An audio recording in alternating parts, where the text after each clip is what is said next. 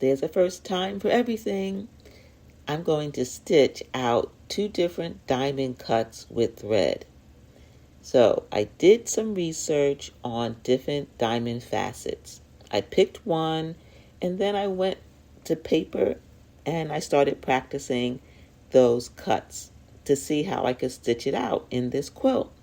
I'm going to show you 2 different diamond cuts that I stitched out with thread in the crown. This is the first one. This one is more complicated and required lots of practice on paper, and then I practiced on a separate quilt sandwich before coming to the quilt. I need to figure out how it was going to stitch out the stitching path because it is complicated. I wanted it to be continuous. I didn't want to have to break thread multiple times. So that's what I'm doing here. And it does have an organic quality, mainly because I wasn't concerned about it being symmetrical, meaning machine-like stitched. The second one is a lot simpler and easier to stitch.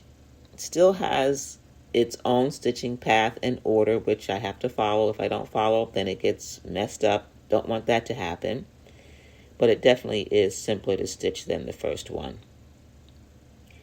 I like both. I like that they're organic. And I did decide on a really lightweight thread for this. That was the other consideration. What thread value did I want and what thread weight did I want? And that has to do with how pronounced I want different elements of the overall crown on top of the afro to show. So lots of decisions to be made in selecting thread, design, but I'm happy with it. I think I accomplished what I wanted to achieve. Would I do things differently? Perhaps. And normally I do. I always like to stitch out another version just so that I can see the contrast between choices.